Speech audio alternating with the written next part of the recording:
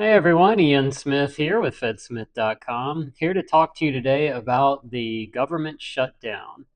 So, as you know, we are now in a government shutdown as of October 1st. The Congressional Budget Office estimates that as many as 750,000 federal employees have the potential to be furloughed each day, and that comes at a cost of $400 million per day. So it has the potential to affect a lot of federal employees, obviously, who are caught in the middle of this. One thing that is different this time is it's possible that some layoffs will come from this. The White House believes that they can use the government shutdown to their advantage to cut the size of the government. Maybe they're right, I don't know. But here's what's going on with that. The White House Office of Management and Budget issued a memo just before the shutdown began, in which it directed agencies to consider issuing RIF notices, that's reduction in force, to federal employees. And as far as which programs to identify for cutting, it said that agencies must identify programs, projects, and activities that meet three criteria. Discretionary funding lapses on October 1st. There is no alternative funding source available, and that the programs, projects, and activities are not aligned with President Donald Trump's priorities. And after this memo came out, the Office of Personnel Management issued guidance shortly thereafter, it came out last Sunday, saying that federal agencies can proceed with RIFs even during a shutdown. And that's the key thing here. Historically, during government shutdowns, this wouldn't have happened. But as I said, the White House thinks they can use it to their advantage to lay off federal employees and work toward the administration's goal of making cuts to the overall size of government. Here's a key part from that OPM guidance document. Can an agency run a RIF during a shutdown furlough? If so, can an agency issue RIF notices during the period of orderly shutdown before a shutdown furlough? Answer, yes. An agency can run a RIF and may issue RIF notices when preparing for a shutdown furlough. OMB has determined that agencies are authorized to direct employees to perform work necessary to administer the RIF process during the lapse in appropriations as accepted activities. Now, as you can imagine, the unions disagree with this, and they've already sued the Trump administration over this. AFGE is one of two unions that have sued the Trump administration, saying that it violates the law to run a RIF during a government shutdown. The lawsuit was filed in California, so I can't predict how this will play out, but good chance. I mean, they filed it in California for a reason, so there's a chance that a lower court might issue an injunction, then another higher court might overturn it. You know the drill. So that's been filed. That's something to watch. But you can see the legal battle forming here on both sides. Um, President Trump believes that he can use the shutdown to his advantage as a way, like I said, to cut the size of the government, which is something he ran on. And he may be right. I have no idea. Maybe the unions are right and they'll win. My guess is it's ultimately going to have to be settled in court, but for right now, the Trump administration is barreling ahead as much as they can uh, to do these RIFs and lay off federal employees. And the White House says that the RIFs are happening very soon.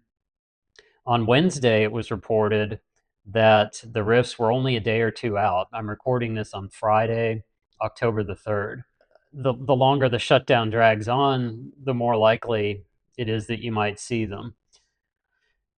Vice President J.D. Vance said during a press conference this week, he said, quote, let's be honest, if this thing, the shutdown, drags on for another few days or God forbid another few weeks, we're going to have to lay people off. We're going to have to save money in some places so that essential services don't get turned off in other places. So his point being that the layoffs of federal employees are necessary to save money during the shutdown and move it over towards essential services. And then White House Press Secretary Caroline Leavitt confirmed the timeline on the RIFs, but she also said that the expected number of layoffs is, quote, likely going to be in the thousands.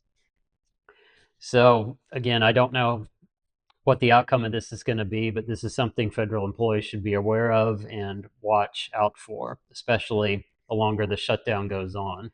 Now, there's also a piece of legislation that's been introduced right after the shutdown began that's designed to help federal employees.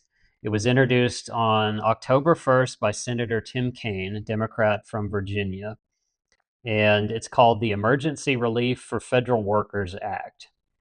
These are the key provisions of the bill. It applies to the TSP, the Thrift Savings Plan, and it's designed to help federal employees financially during the government shutdown who may be struggling, to allow them to make it easier for them to take loans from their TSP accounts. So one of the provisions is it would automatically qualify shutdowns as hardships. So any shutdowns that last for over 2 weeks would automatically count as a financial hardship for TSP withdrawals. And there's no need for certification or documentation for this. It would also waive the 10% early withdrawal penalty. So this penalty would be removed during qualifying shutdowns. Regular income tax would still apply, though. It also would allow any withdrawn funds to be recontributed in the future, so federal employees could repay any withdrawn funds after the shutdown ends. It would ensure access to TSP loans. It overrides a 30-day restriction on loan access during shutdowns, and any employees missing paychecks can still apply for loans. It would also suspend loan repayments automatically. So payroll-based repayments would be paused during the shutdown, missed payments deducted from back pay once the operations resume. That is, once the government reopens, that's when the payments would be deducted at that point.